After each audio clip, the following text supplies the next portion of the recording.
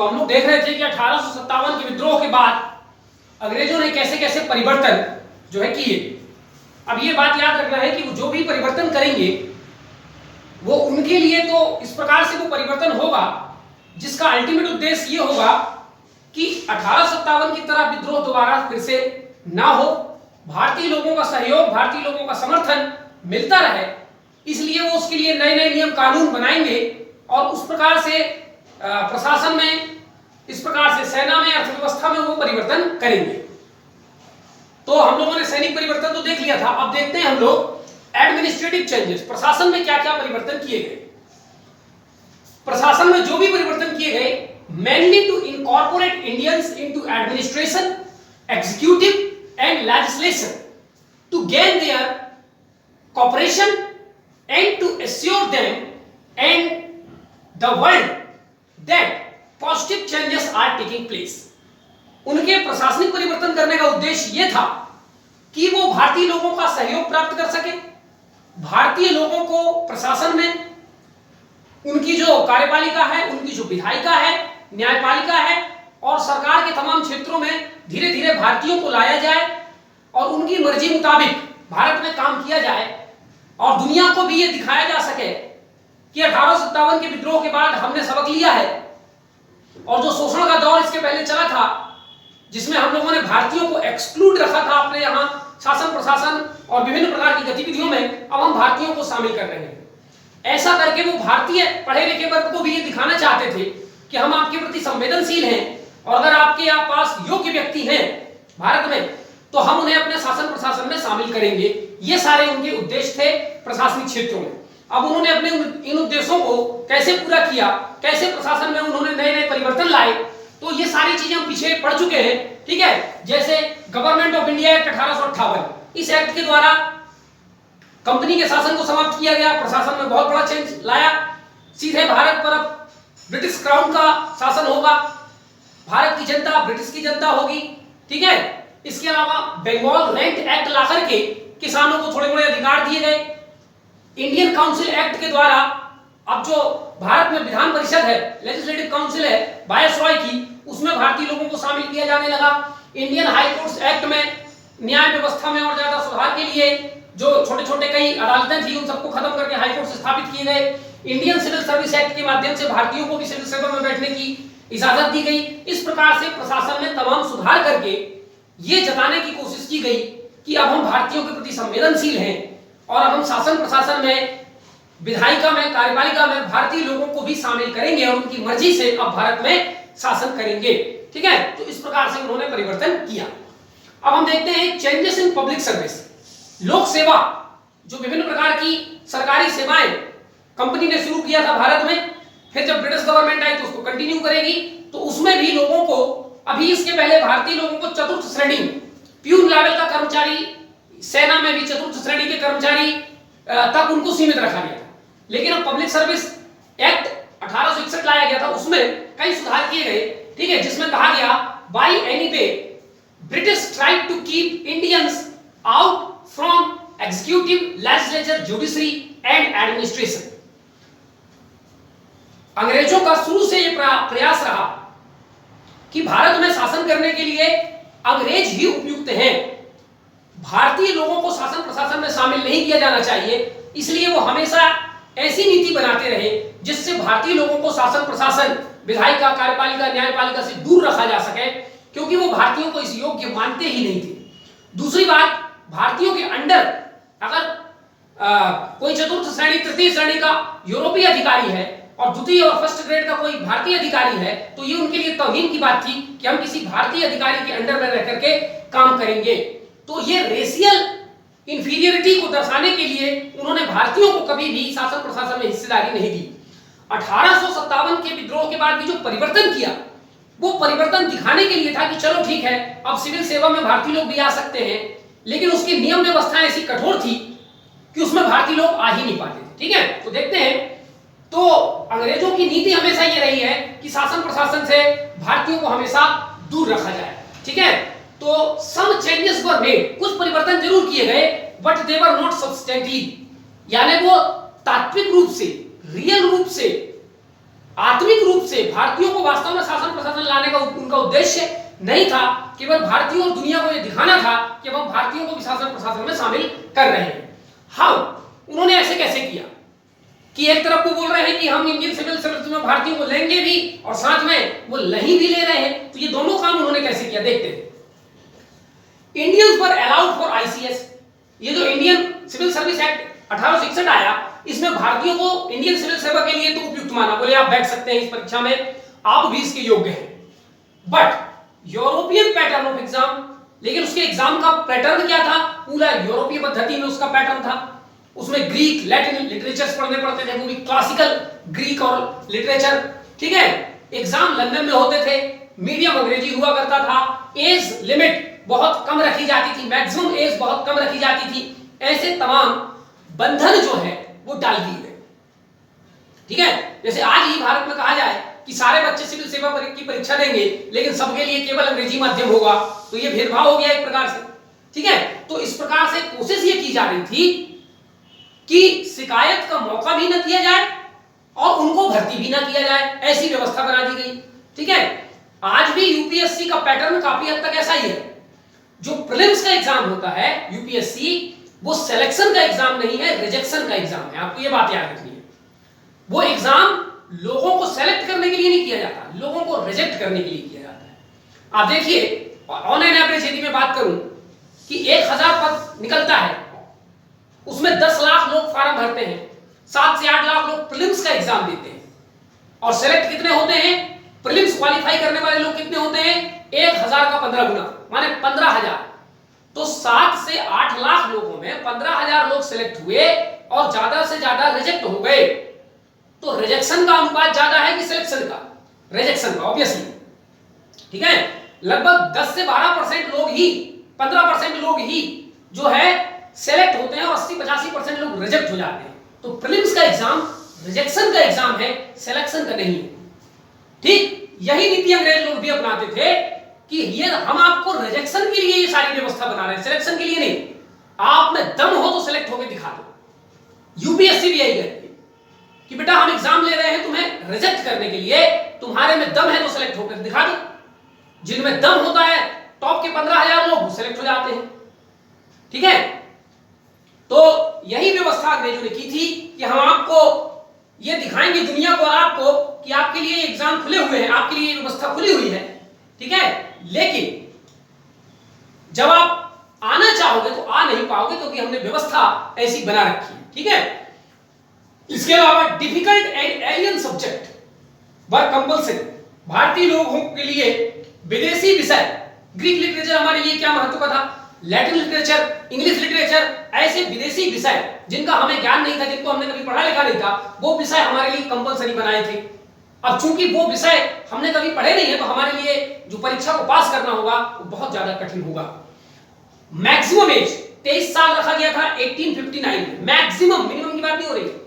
23 साल के बाद आप इस एग्जाम में बैठ नहीं सकते। उसको और कम कर दिया, 1866 में 21 साल कर दिया, और हद तो हो गई जब 1878 में इसको बढ़ा के 19 साल कर दिया गया, ठीक है। 19 साल का बच्चा भारत में क्या जानता है, कुछ नहीं जानता, वो इंडियन सिविल सर्विस में क्या जाएगा, और वो भी उस दौर में, ठीक है।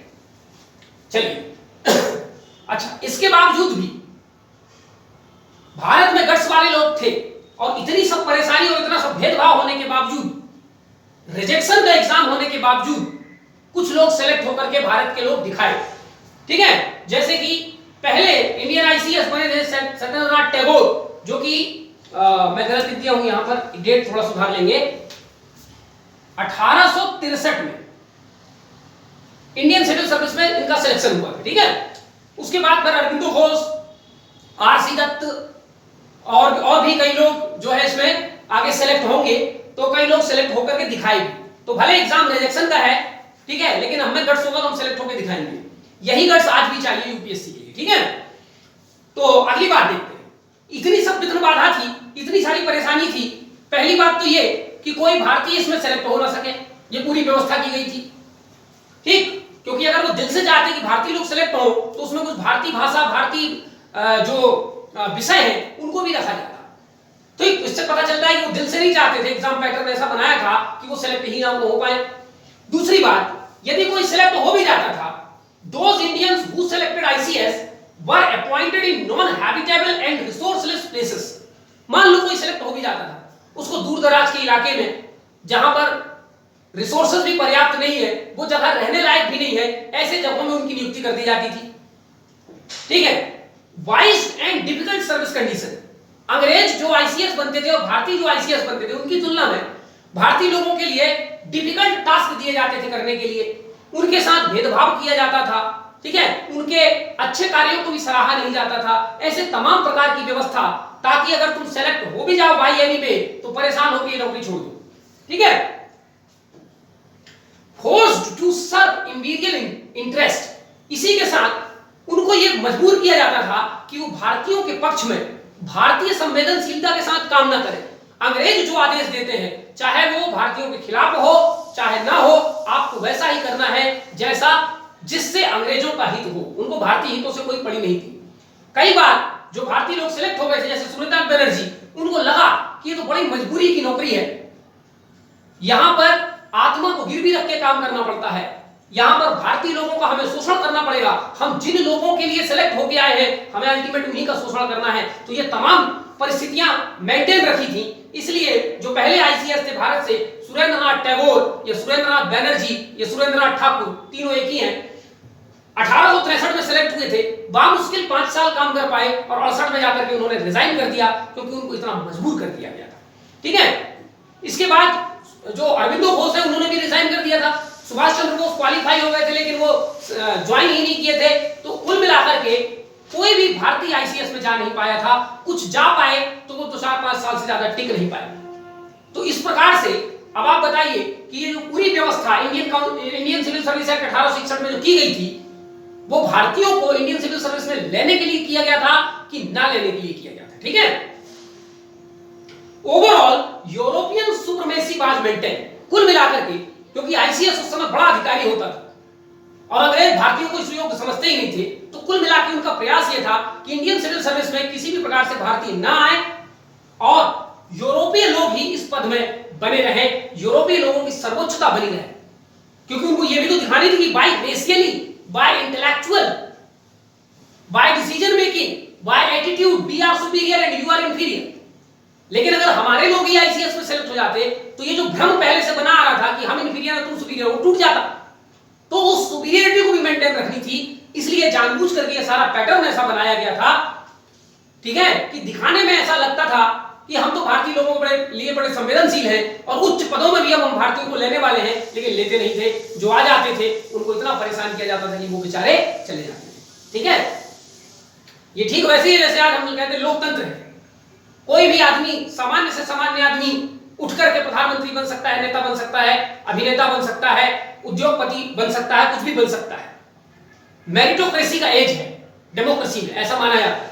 लेकिन ये रियल अर्थ में यही होता है कि जो ऑलरेडी सक्षम है वही सक्षम होते जाते हैं। आम आदमी जीवन भर घिसटता रहता है और कभी अगर उसको मौका मिला भी कि वो उद्योग में जाए, राजनीति में जाए, शासन में जाए, प्रशासन में जाए, फिल्म में जाए, तो उसके साथ इस प्रकार का भेदभाव किया जाता है कि अल्टीमेटली बेचारा वो मजबूर होकर के उस काम को छोड़ देता है और वापस शास्त्री बीच में बैठ करके भीख मांगने लगता है। तो ये व्यवस्था जो अंग्रेजों ने चलाई थी वो आज खून में आ चुकी है। इस व्यवस्था का जब तक अंत नहीं होगा सच्ची आजादी मिलने वाली नहीं है। तो अंग्रेजों की देख कि इन व्यवस्थाओं को हम आज भी कैरी फॉरवर्ड करते आ रहे हैं। अगला हम देखेंगे कि 1857 के विद्रोह के बाद अंग्रेजों ने प्रिंसली स्टेट्स के साथ अपने संबंधों को कैसे परिवर्तित किया। ठीक है। जो देसी रियासत थे भारत के, तो changing attitude towards princely state, देसी रियासतों के साथ उनका व्यवहार 1857 के विद्रोह के पहले कैसा था और उसके बाद कैसा है, इसको समझने के लिए हम लोग थोड़ा सा और पहले से देखेंगे, क्योंकि आगे ये टॉपिक हमें पढ़ना ही है। ठीक है। तो अंग्रेजों ने, चाहे वो कंपनी रही हो, चाहे उसके बाद ब्रिटिश सरकार रही हो, 5 different policies were pursued with princely states according to British interest in different time periods. अलग अलग समय में प्रिंसली स्टेट्स का कैसे उपयोग करना है कंपनी द्वारा या अंग्रेजी सरकार द्वारा, ताकि उनका मैक्सिमम हित हो सके। तो विभिन्न समय में उन्होंने प्रिंसली स्टेट के साथ अलग अलग प्रकार के संबंध बनाए हैं। ठीक है। और ये कोई नई बात नहीं। हमारी भी अगर दृष्टि किसी व्यक्ति पर है और हमें लगता है कि हमारा इससे मतलब है, तो पहले हम उससे मित्रता करेंगे, यानी पहले हम बड़ा सिंपैथेटिक और उसके साथ अपनी मित्रता मित्रता माने समानता का व्यवहार रखेंगे। पहले उसको मित्र बनाएंगे, ठीक है, मित्र बनाने के बाद उसको कॉन्फिडेंस में लेंगे, कॉन्फिडेंस लेने के बाद उनको कुछ फायदा पहुंचाएंगे, और जब वो कुल मिलाकर के हमारे अंडर आ जाएंगे तो हम उनको अपनी सुप्रीमेसी दिखाएंगे। जब वो हमारे पूरी तरीके से हमारे अंडर में आ जाएगा तो हम उनका शोषण करना शुरू करेंगे। ये मानव साइकोलॉजी है। तो कंपनी ने भी भारत में, भारत की जनता, भारत के राजा, भारत के महाराजे, भारत के उद्योग, सबके साथ वही व्यवहार किया।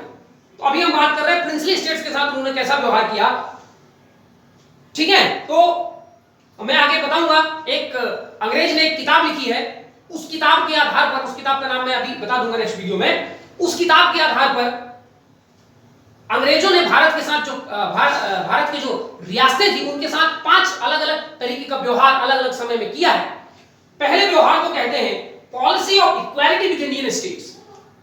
पहले कोशिश किया अंग्रेजों ने कि हम भारतीय रियासतों के साथ समानता का व्यवहार करेंगे, बल्कि हम उनसे इंफीरियर है, वो हमसे सुपीरियर है, तो हम भी उनके बराबर उठने की कोशिश करेंगे, उनको ये जताने की कोशिश करेंगे कि हम आपके मित्र हैं, हम आपका भला चाहते हैं, ठीक है। इस पीरियड को, जो कि 1740 से 1765 तक चला, उसको कहा जाता है policy of equality with Indian states, यानी भारतीय रियासतों के साथ समानता वाली नीति।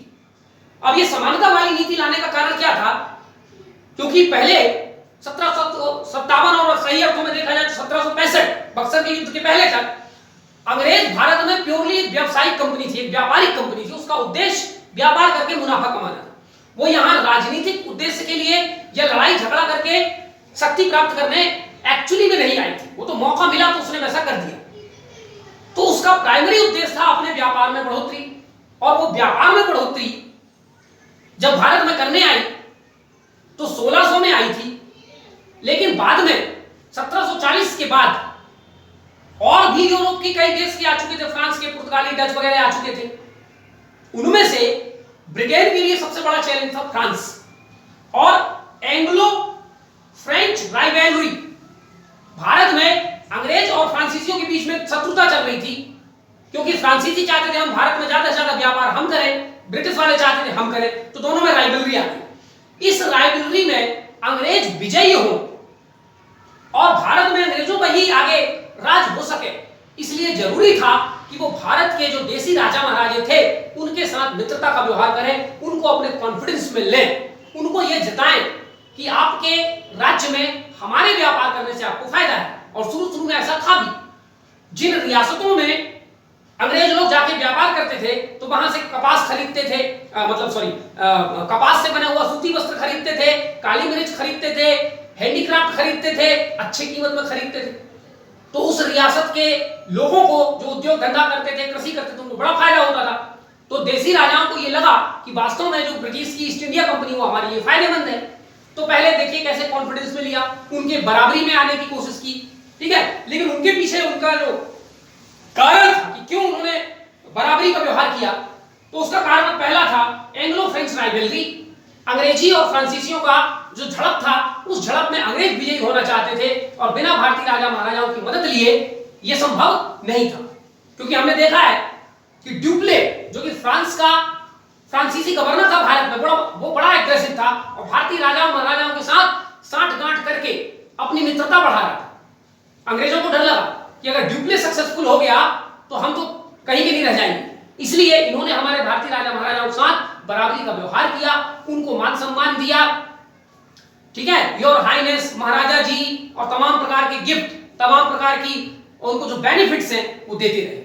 दूसरा उनकी मजबूरी ये थी कि उनके ट्रेड इंटरेस्ट, उनके व्यापारिक हित इसी में थे कि अभी नया नया है, राजा महाराजाओं के साथ एकदम से शत्रुता नहीं रहनी चाहिए, इनके साथ हिल मिल के रहना चाहिए, तभी हमारा व्यापार फलेगा फूलेगा।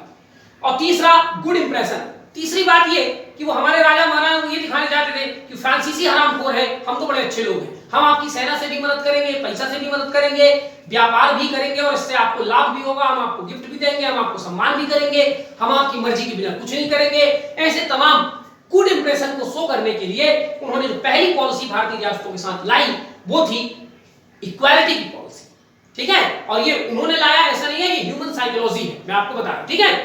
दूसरा, जब आप किसी को कॉन्फिडेंस में ले लेते हैं तो दूसरा आता है उसको घेरना, खुद सामने नहीं आना, उसको इस तरीके से घेर के मजबूर करना कि वो अल्टीमेटली आपसे मदद मांगे, ऐसी व्यवस्था करना।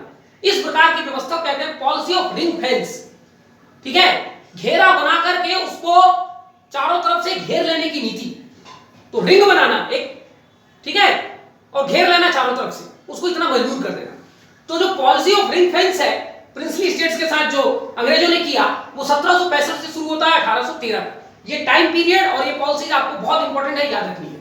ठीक है, अब 1765 से 1813 के बाद भारतीय रियासतों को घेरने की जरूरत इसलिए पड़ी क्योंकि 1765 में अंग्रेजों ने बक्सर का युद्ध जीत के अपनी सुप्रीमेसी साबित कर दिया था और राजा महाराजाओं के दिल में यह बात बिठा दिया था कि हम आपसे मिलिट्री के रूप में सुपीरियर हैं। जब हम बंगाल जैसे बड़े नवाब को हरा सकते हैं तो बाकी छोटी छोटी रियासतों की क्या औकात है। एक प्रकार से मन में दहशत भर दिया। ठीक है, इसके बाद अपनी सेना को बड़ा ताकतवर किया और धीरे धीरे भारतीय राजा महाराजाओं को यह बताने में वो सक्सेसफुल रहे कि आपकी अपनी जो खुद की सेना है वो पिछड़ी हुई सेना है, कमजोर सेना है, आधुनिक सेना नहीं है। लेकिन हमारी सेना आधुनिक है, हमारे पास बारूद है, हमारे पास लड़ाई का तरीका है, हमारे सैनिक में डिसिप्लिन है। ये सब बातें बताने में वो सक्सेसफुल रहे और उनकी इस भौकाल में भारतीय राजा महाराजा आ गए और फिर अंग्रेजों ने अपनी सेना भारतीय राजा महाराजाओं को देनी शुरू की। सब्सिडरी अलायंस आ गया। ठीक है, ऐसी तमाम नीतियां अपना करके धीरे धीरे धीरे हमारे भारतीय राजा महाराजाओं को उन्होंने अपनी मुट्ठी में लेना शुरू कर दिया, चारों तरफ से घेर लिया, उनकी अर्थव्यवस्था पर भी कब्जा कर लिया, उनकी सेना पर भी कब्जा कर लिया, उनको सब्सिडरी अलायंस में यह भी कह दिया कि अब आपका विदेश संबंध हम तय करेंगे, एक ब्रिटिश रेजिडेंट भी आपकी दरबार में होगा। ठीक है, ये सारी चीजें हम पीछे पढ़ चुके हैं इसलिए मैं ज्यादा डिटेल में नहीं जाऊंगा। ठीक, अच्छा, अब ये जो पॉलिसी ऑफ रिंग फेंस है इसको लाने की जरूरत क्यों पड़ी? तो पहला महत्वपूर्ण कारण था to counter the threat from Marathas and Afghans. Afghanistan से जो अफगानी पठान थे उनके हमले का डर था भारत में, उनको भी रोकना था और मराठे भी भारत में उदय हो रहा था, मराठों का, मराठे ताकतवर थे, उनको भी काउंटर करना था अंग्रेजों को। और इन दोनों को काउंटर करने के लिए भारतीय रियासतों की जरूरत थी क्योंकि अफगानिस्तान वाले अगर आएंगे भारत पर हमला करने के लिए तो वो हमारे जो वर्तमान पाकिस्तान है उस इलाके से आएंगे, फिर राजस्थान गुजरात के इलाके से होते हुए दिल्ली कलकत्ता ऐसे आगे बढ़ेंगे। तो अफगानिस्तान से कलकत्ता आने तक, क्योंकि अभी तक उनका शासन कलकत्ता में ही था, बंगाल में ही था, तो बंगाल तक आने में उनको बीच में से कई ऐसी रियासतें थी, भारतीय रियासतें, जहां से होके जाना पड़ता। अब अगर ये भारतीय रियासतें उन अफगानियों के साथ में होकर के अफगानी लड़ाकुओं को कलकत्ता तक जाने देती तो ब्रिटिश सरकार तो वैसे ही धराशायी हो जाती। इसलिए जरूरी था कि अफगानिस्तान और कलकत्ता के बीच में जितने प्रिंसली स्टेट्स हैं उनके साथ अंग्रेज उन सारे रियासतों को अपनी मुट्ठी में ले लें ताकि ये रियासत जब अफगानी हमला करने आए तो ये रियासत उनका साथ न दे, बल्कि ये रियासत की सेना ही उनके खिलाफ लड़ाई लड़े और हमें लड़ने की जरूरत ना पड़े। तो इस प्रकार से जो कंपनी थी वो अपने और अफगानियों के बीच में प्रिंसली स्टेट्स को बीच में ला करके अपनी रक्षा करना चाहती थी। इसको बोलते हैं बफर बना देना। बफर माने किसी को बीच में ला करके अपनी रक्षा करना। ठीक है, उसको बोलते हैं बफर स्टेट। तो प्रिंसली स्टेट्स को बफर स्टेट की तरह यूज करना था क्योंकि इन्हीं प्रिंसली स्टेट से होकर के अफगानी आएंगे और अगर इन्हीं बफर स्टेट्स ने, ये प्रिंसली स्टेट्स ने जो हमारी मुट्ठी में यदि रहेंगे, हमारी मर्जी के खिलाफ कुछ नहीं करेंगे, तो ये विदेशियों को आने ही नहीं देंगे और कलकत्ता सुरक्षित रहेगा। इसी प्रकार मराठे कहां थे? महाराष्ट्र वाले इलाके में थे। ठीक है, अब यदि महाराष्ट्र, मध्य प्रदेश का काफी कुछ इलाका जहां पर मराठे थे, यदि ये भी हमला करेंगे तो इनको कलकत्ता आना पड़ेगा। अब अगर ये कलकत्ता आएंगे तो इनको भी रास्ते में कई प्रिंसली स्टेट्स मिलेंगे। अगर हम इन प्रिंसली स्टेट्स को मुट्ठी में रख लें तो मराठे हम तक नहीं पहुंच पाएंगे और जिन प्रिंसली स्टेट्स को हमने मुट्ठी में रखा है वो हमारे और मराठों के बीच में बफर का काम करेंगे। बात समझ आ रही? तो ये मजबूरी थी उनकी, जिसके कारण मजबूरी क्या थी? मराठों और अफगानों से उनको निपटना था और इसमें निपटने में प्रिंसली स्टेट्स ही उनकी मदद कर सकते थे। लेकिन अब मदद हम प्रिंसली स्टेट से मित्रतापूर्ण तरीके से नहीं लेंगे, बल्कि उनको अपने सबऑर्डिनेट बना करके, ठीक है, अब सबऑर्डिनेट कैसे बनाया गया? Wanted to utilise princely state as a buffer, ये क्लियर हो गया। इस उद्देश्य की पूर्ति के लिए सहायक संधि जैसी नीतियां लाई गई। और सहायक संधि में हमने देखा है कि किस तरीके से भारतीय रियासत जो एक बार सहायक संधि पे दस्तखत कर देता था वो किस प्रकार से अंग्रेजों का गुलाम बन जाता था, फिर उसकी हिम्मत नहीं होती थी कि वो अंग्रेजों के खिलाफ कुछ कर सके। इससे अंग्रेजों को एक तरफ आर्थिक लाभ भी हो रहा था, उनका व्यापार भी बढ़ रहा था और उनको मराठों और अफगानों का खतरा भी टल गया था। तो वो एक तीर से कई निशाना साधने वाले थे अंग्रेज लोग। ठीक है, तो ये थी दूसरी पॉलिसी ऑफ रिंग फेंस। और जब पॉलिसी ऑफ रिंग फेंस हो गया, चारों तरफ से आपने उसको घेर लिया, वो आपकी मुट्ठी में आ गया, आपने उसको मजबूर कर दिया कि अब आपकी मर्जी के बिना वो कुछ भी नहीं कर सकता, तब तीसरी पॉलिसी आती है policy of subordinate isolation. Policy of subordinate isolation का मतलब ये है कि अब हम उसको सब तरीके से विश्वास दिलाएंगे कि तुम्हारा भला हमारे अलावा किसी से नहीं हो सकता, यानी you need to be completely subordinate of me. ठीक है, अब आपको पूर्ण रूपेण मेरे अंडर में आना पड़ेगा, सबऑर्डिनेट होना पड़ेगा। लेकिन ये सबऑर्डिनेशन कैसा होगा? तुम मेरे यहां आके रहने लगोगे, तुमको मैं अपना मानने लगूंगा, ऐसा नहीं। सबऑर्डिनेट भी रहोगे और आइसोलेट भी रहोगे। ठीक है, तो सबऑर्डिनेट आइसोलेशन यानी तुम मेरे अधीन भी रहोगे लेकिन तुम्हारे सुख दुख से मुझे मतलब नहीं है। ठीक है, और जब भी तुम मुझसे मदद मांगोगे मैं उसकी कीमत लेकर के तुम्हें मदद दूंगा। ठीक, और मेरे अलावा तुम्हारी कोई मदद कर नहीं सकता, इसलिए मैं जो भी शर्त रखूंगा मदद के लिए तुम्हें मेरी बात माननी पड़ेगी। इतने सबऑर्डिनेट हो जाओगे तुम, इतना मेरे अंडर डिपेंडेंट हो जाओगे, लेकिन रहोगे तुम अलग थलग। अलग थलग का मतलब मैं तुम्हारी कोई जिम्मेदारी नहीं लूंगा कि कभी तुम्हारे पास कोई रिसोर्स नहीं है और तुम मजबूर हो तो चलो मैं तुम्हारी मदद कर दूं, ऐसा नहीं है। ठीक है, तो पॉलिसी ऑफ सबऑर्डिनेट आइसोलेशन 1813 से 1857 तक। ठीक है, इस पीरियड में उनका उद्देश्य था कि प्रिंसली स्टेट्स को इस हद तक मजबूर कर दो कि वो टोटली हमारे ऊपर डिपेंडेंट हो जाए, इकोनॉमी में भी हमारे ऊपर डिपेंडेंट हो जाए, मिलिट्री में भी डिपेंडेंट हो जाए, एडमिनिस्ट्रेशन में भी डिपेंडेंट हो जाए, फॉरेन रिलेशन में भी डिपेंडेंट हो जाए, पूरी तरीके से हमारे ऊपर डिपेंडेंट हो जाए, लेकिन उनकी रियासत की जिम्मेदारी हम नहीं लेंगे। ठीक है, उनकी रियासत के जो वहां पर नहर बन रही है, पुल बन रही है, कृषकों की क्या हालत है, उद्योगों की क्या हालत है, इससे हमको कोई लेना देना नहीं है। ठीक है, तो अलग थलग भी रखेंगे और अधीन भी रखेंगे, ये पॉलिसी थी। ठीक है, अब ये पॉलिसी क्यों लाया गया था? To fulfil imperial interest and to develop British paramountcy.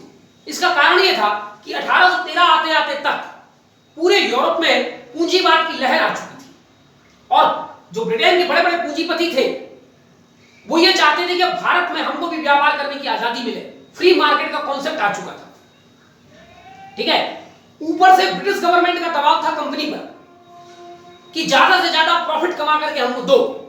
ठीक, और भारत में ब्रिटिश सर्वोच्चता को स्थापित करो, क्योंकि यूरोप में नई नई शक्तियों का उदय हो रहा था, फ्रांस का उदय हो रहा था, रूस का उदय हो रहा था, अमेरिका का उदय हो रहा था, जर्मनी का उदय हो रहा था।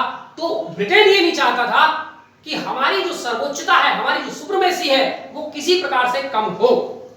इसलिए ये जो पॉलिसी लाई सबऑर्डिनेट आइसोलेशन की, उसके पीछे उद्देश्य था भारत को गुलाम बना करके रखना और भारत से जो होने वाली कमाई है उस कमाई के माध्यम से बड़ी सेना खड़ी करके और भी देशों को गुलाम बनाना और भारत में अपनी सर्वोच्चता, अपनी सुपेरियरिटी को जो है मेंटेन करना, ताकि फ्रांसीसियों को लगे, डच को लगे और रसिया वालों को लगे कि वास्तव में ब्रिटेन एक बहुत बड़ी ताकत है। ठीक है, तो ये सब शो करने के लिए पॉलिसी ऑफ सबऑर्डिनेट आइसोलेशन लाया गया। ठीक है, states were no external sovereign. जब ऐसा किया गया तो ये भारतीय राजा महाराजाओं को यह कह दिया गया कि आप अपने आंतरिक मामलों में स्वतंत्र हैं, लेकिन बाह्य मामले जो आपके विदेश संबंध है उसको हम तय करेंगे। ठीक है, ताकि किसी प्रकार से ब्रिटिश जो हित है वो प्रभावित ना हो। इसके लिए जरूरी था annex more and more states and to make them subordinate. ज्यादा से ज्यादा भारतीय रियासतों को ब्रिटिश क्षेत्र में मिला लेना और उनको अपना अधीन कर लेना, और इसी को फुलफिल करने के लिए डॉक्ट्राइन ऑफ लेफ्ट की नीति लाई गई थी। ठीक है, डॉक्ट्राइन ऑफ लेफ्ट की नीति लाकर के ज्यादा से ज्यादा रियासतों को हड़प लिया गया। तो ये था तीसरी पॉलिसी। फिर आती है चौथी policy, policy of subordinate union. अब चौथे नंबर पे हम क्या करेंगे? अब चौथे नंबर पे ऐसा करने की जरूरत क्या थी? 1857 में विद्रोह हो चुका था। अब 1813 से 57 तक हमने भारतीय रियासतों को अपने अधीन भी रखा और अपने से अलग भी रखा, जिसके कारण प्रिंसली स्टेट्स में वहां के लोगों के दिलों दिमाग में क्या विचार चल रहा है, वो कब हमारे खिलाफ बगावत करेंगे, कब विद्रोह करेंगे, ये बात अंग्रेज जानने में असफल रहे। इसलिए वो अगली पॉलिसी क्या लेके आएंगे? सबऑर्डिनेट तो रखेंगे आपको, लेकिन अब आपको अपना यूनियन माने अपना साथी मानेंगे, अपने साथ मिलाकर के काम करेंगे आपको। कारण 1857 के विद्रोह के बाद जो भारतीय जनता के दिल दिमाग में और दुनिया के दिल दिमाग में यह बात छाई हुई थी कि अंग्रेज की नीतियां शोषणकारी हैं, अंग्रेज भारतीयों से सहानुभूति नहीं रखते, अंग्रेज भारतीयों की मर्जी से काम नहीं करते, अंग्रेज प्रिंसली स्टेट्स को केवल लूटते हैं, उनके सुख दुख से कोई मतलब नहीं रखते। इस भ्रम को तोड़ने के लिए उन्होंने लाया पॉलिसी ऑफ सबऑर्डिनेट यूनियन, माने अब के बाद ब्रिटिश जो प्रिंसली स्टेट्स है जो भारत की, वो ब्रिटेन की महारानी के अंडर रहेंगे, यानी वो हमारे यूनियन का हिस्सा है, हमारे सबऑर्डिनेट भी हैं, लेकिन अब अलग थलग नहीं है, बल्कि वो अब हमारे यूनियन का हिस्सा है। ठीक है, तो ये पॉलिसी चली 1858 से 1935 तक। ठीक है, और ये 1857 के रिवोल्ट के कारण ही हुआ। चेंजिंग वर्ल्ड ऑर्डर, इसके अलावा पूरी दुनिया में विश्व व्यवस्था बदल रही थी। विश्व व्यवस्था क्या बदल रही थी? Growth of other industrial powers like France, Germany, Russia, USA etcetera. इस पॉलिसी के पीछे दो कारण थे। पहला कारण तो यह था कि दुनिया की पूरी व्यवस्था बदल रही थी और जो पूरे ब्रिटेन में सबसे बड़ा इंडस्ट्रियल पावर था ब्रिटेन, लेकिन अब धीरे धीरे ब्रिटेन के पैरेलल कई बड़े इंडस्ट्रियल पावर खड़े होने शुरू हुए, यानी ब्रिटेन के बराबर कई बड़ी बड़ी शक्तियां फ्रांस, जर्मनी, यूएसए, रशिया, ये सब आने शुरू हुए। और अब यहां से डर लगा अंग्रेजों को कि एक तो विद्रोह भी हो चुका है 1857 का, कहीं ऐसा ना हो कि दुनिया की सिंपैथी भारत के साथ आ जाए और उसको रूस, फ्रांस और भी कई देश मदद करें और 1857 जैसा और बड़ा विद्रोह भड़के और फिर हमें भारत छोड़ के जाना पड़े। इसलिए जरूरी था कि भारतीय जनता को, भारतीय कृषकों को, भारतीय जमींदारों को, भारतीय राजा महाराजाओं को, सबको इस तरीके का लॉलीपॉप दो कि वो इस भ्रम में आ जाएं कि अब अंग्रेज हमारे को अपने जैसा मानते हैं, हमारा शोषण नहीं करेंगे। ठीक है, इसलिए 1858 के एक्ट में हमने पढ़ा था कि भारतीय राजा महाराजाओं को यह कहा था कि आज से आप आजाद हो, हम आपके गोद लेने के नियम को खत्म करते हैं, आप चाहे जिसको चाहे गोद ले सकते हो, विलय नीति खत्म करते हैं, सब्सिडरी अलायंस खत्म करते हैं, हम आपके मान सम्मान की रक्षा करेंगे। ये तमाम प्रॉमिस किए गए थे। ये प्रॉमिस इसीलिए किए गए थे ताकि वो दिखा सकें कि अब आप हमारे यूनियन का हिस्सा हो, आप ब्रिटेन की महारानी के अंडर में अब आप आ चुके हो, आप हमारे जैसे लोग हो, हम आपके साथ अब भेदभाव नहीं करेंगे। ठीक है, तो इन दो कारणों से ये पॉलिसी लाई गई थी। ठीक है, इसमें यह कहा गया था इस पॉलिसी के अंतर्गत कि princely states independent but under British sovereign, British paramountcy, BP का मतलब है ब्रिटिश पैरामाउंटसी। इसमें यह कहा गया कि प्रिंसली स्टेट तो फ्री रहेंगे, उनके मान सम्मान की रक्षा भी होगी, लेकिन शर्त यह है कि आपको हमारे यूनियन में आना पड़ेगा, अर्थात ब्रिटिश सर्वोच्चता को स्वीकार करना पड़ेगा, अर्थात आप राजे हैं, आपकी जो महारानी और महाराजा है वो ब्रिटेन की महारानी महाराजा है, आप अंतिम सत्ता नहीं है, आपके ऊपर भी एक सत्ता बैठी हुई है। जैसे मुगल काल में हम लोग देखते थे या इसके पहले जब दिल्ली सल्तनत वगैरह देखते थे तो उसमें जो भारतीय बात वो हुए सुल्तान, वो अल्टीमेट अथॉरिटी नहीं थी, अल्टीमेट अथॉरिटी था उस समय खलीफा, और वो खलीफा से परमिशन लेके ही भारत में राज करते थे। ठीक है, वही व्यवस्था यहां पर रखी गई। नो मोर एनेक्सेशन, वॉर ट्रीटीज एक्सेट्रा। भारतीय राजा महाराजाओं को यह भरोसा दिया गया कि हम और भी ज्यादा राज्यों को हड़पेंगे नहीं, युद्ध नहीं करेंगे, कोई संधि बंदी नहीं करेंगे। ठीक है, आप अपने हिसाब से राजकाज करो। ब्रिटिश क्वीन 1876 में भारत में एक कानून पारित किया गया, उसको कहा गया रॉयल टाइटल एक्ट, शाही उपाधि अधिनियम 1876 में, और उसके लिए दिल्ली में घोषणा की गई थी, इसलिए उसको कहते हैं दिल्ली दरबार। इस घोषणा में यह था कि अब जो क्वीन ऑफ ब्रिटेन है, ब्रिटेन की महारानी है, उसको कैसर ए हिंद की उपाधि दी गई। कैसर ए हिंद की उपाधि का मतलब है कि 1876 से ऑफिशियली ब्रिटेन की भारत की महारानी कौन हो गई? ब्रिटेन की महारानी हो गई भारत की महारानी, यानी भारत के सारे राजा महाराजा जनता प्रजा सब ब्रिटेन की महारानी के अंडर आ गई। वैसे तो वो 1858 से ही आ गए थे, लेकिन ऑफिशियली डिक्लेयर किया उसको 1876 में। तो उसको एम्प्रेस ऑफ इंडिया, भारत की सम्राज्ञी, ठीक है, सम्राट का फेमिनाइन वर्ड होता है सम्राज्ञी, तो भारत की सम्राज्ञी घोषित कर दिया गया। यानी अब भारत के राजे महाराजे ही नहीं, भारत की जनता, भारत की हर एक रिसोर्सेस, सब कुछ ब्रिटेन की महारानी के अंडर आ गई। ठीक है, जो 18,000 किलोमीटर दूर ब्रिटेन में बैठ करके भारत के भविष्य का फैसला करती थी। मॉडर्नाइजेशन एफर्ट्स, इसके अलावा अंग्रेजों ने इस पीरियड में आधुनिकीकरण भी किया भारत में। इससे जो प्रिंसली स्टेट्स थे वो पूर्ण रूप में अंग्रेजों के सबऑर्डिनेट हुए, क्योंकि हर प्रिंसली स्टेट चाहता था कि ब्रिटिश इलाकों में, जिन इलाकों में ब्रिटेन का कब्जा था, वहां पर वो रेल चला रही है, तार बिछा रही है, टेलीग्राफ, टेलीफोन, पोस्ट ऑफिस, सड़कें बना रही है, जहाज बना रही है, नए नए आधुनिकीकरण हो रहे हैं। अब प्रिंसली स्टेट्स में तो ये गट्स नहीं था कि वो भी अपने यहाँ रेल चला सके, वो भी अपने यहाँ टेलीफोन, टेलीग्राफ और मॉडर्नाइजेशन कर सके, आधुनिक शिक्षा पद्धति ला सके। ये काम अंग्रेज ही कर सकते थे। इसलिए वे प्रिंसली स्टेट्स जिनको लगा कि यार हमारे यहाँ भी आधुनिकीकरण होना चाहिए, तो उनको मजबूरी थी कि वो ब्रिटेन के जो उद्योगपति थे, ब्रिटेन के जो महारानी थी, ब्रिटेन के जो कर्ता धर्ता थे, उनके अंडर रह करके काम करें, क्योंकि वही उनके यहाँ मॉडर्नाइजेशन ला सकते थे। ठीक है, तो मॉडर्नाइजेशन के माध्यम से वो प्रिंसली स्टेट्स को अपने गिरफ्त में, अपने अंडर में, अपने सबऑर्डिनेशन में रखना चाहते थे, क्योंकि अंग्रेजों को मालूम था कि मॉडर्नाइजेशन प्रिंसली स्टेट्स खुद कर नहीं सकता, हम ही कर सकते हैं। इस प्रकार से प्रिंसली स्टेट्स के इकोनॉमिक बेनिफिट को हम यूटिलाइज करेंगे, ब्रिटेन के पूंजीपतियों को भारत में बुलाएंगे और वो राजा महाराजाओं को यहां भी रेल बिछाएंगे, तार लगाएंगे, पैसा राजे महाराजे देंगे, फायदा हमारे पूंजीपतियों को होगा और ऊपर से वो हमारे थैंकफुल भी होंगे, हमारे सबऑर्डिनेट भी हो जाएंगे। Buffer against future unrest and to reward them for their loyalty during revolt of 1857। उनको अपने साथ यूनियन में लाने का एक कारण यह भी था, इसके पहले वो सबऑर्डिनेट तो थे लेकिन आइसोलेट थे, अलग थे।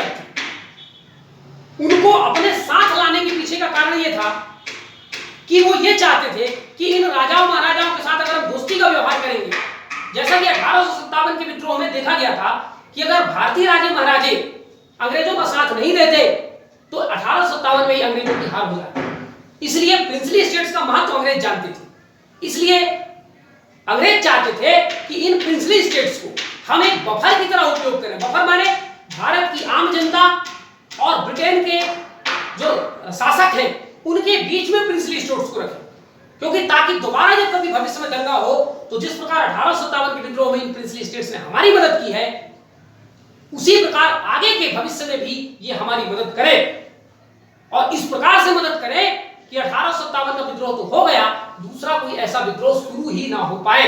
इस प्रकार से बहला करके प्रिंसली स्टेट्स को अपने साथ रखो ताकि फ्यूचर में यदि कोई विद्रोह होने वाला है तो वो विद्रोह ना हो।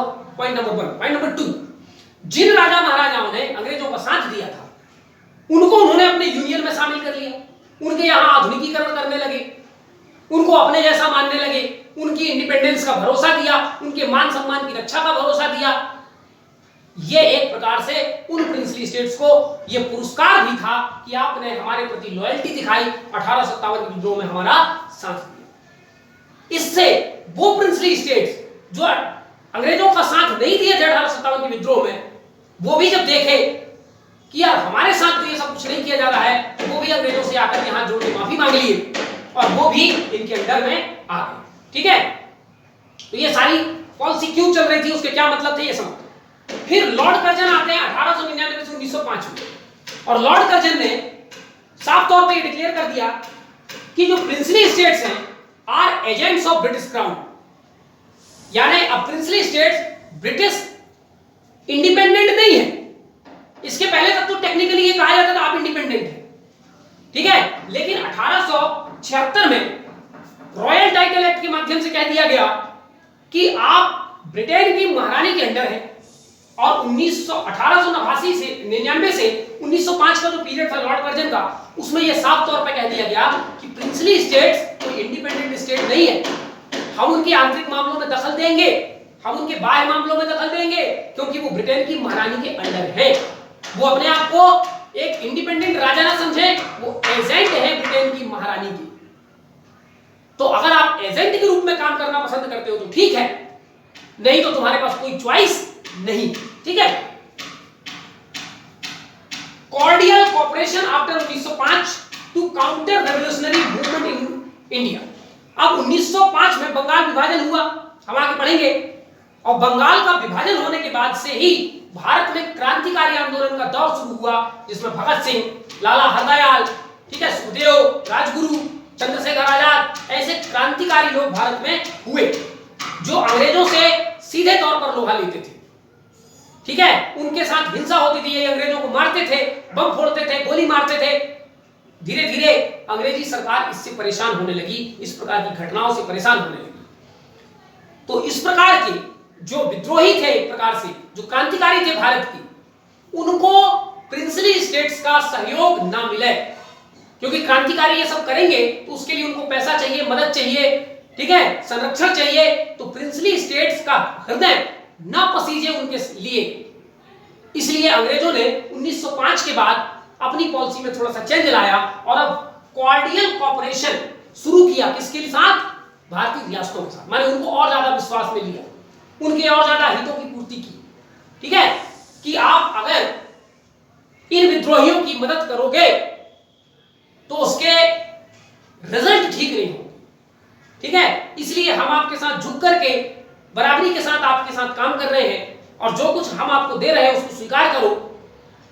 ठीक है, एक प्रकार से धमकाया भी कि अगर विद्रोहियों का साथ दिया और मौका मिला तो फिर हम आपका क्या हाल करेंगे, आपको ये भी समझना है। ठीक है, तो अच्छी अच्छी चिकनी चुपड़ी बातें करके उनको डराया भी, धमकाया भी और कुछ प्रलोभन भी दिया। माने कुल मिलाकर के भारतीय रियासतों को इस बार फिर उन्होंने क्रांतिकारियों और ब्रिटिश सरकार के बीच में बफर का उपयोग किया। माने हमेशा प्रिंसली स्टेट्स को अंग्रेजों ने एक बफर का ही उपयोग किया। बफर माने मीडियम। ठीक है, एंड और मीन्स हम पहले ही पढ़ चुके हैं। प्रिंसली स्टेट्स या भारत की जनता या भारत की कृषि या भारत का उद्योग अंग्रेजों को अपने उद्देश्य की पूर्ति के लिए केवल साधन थे, साध्य नहीं थे।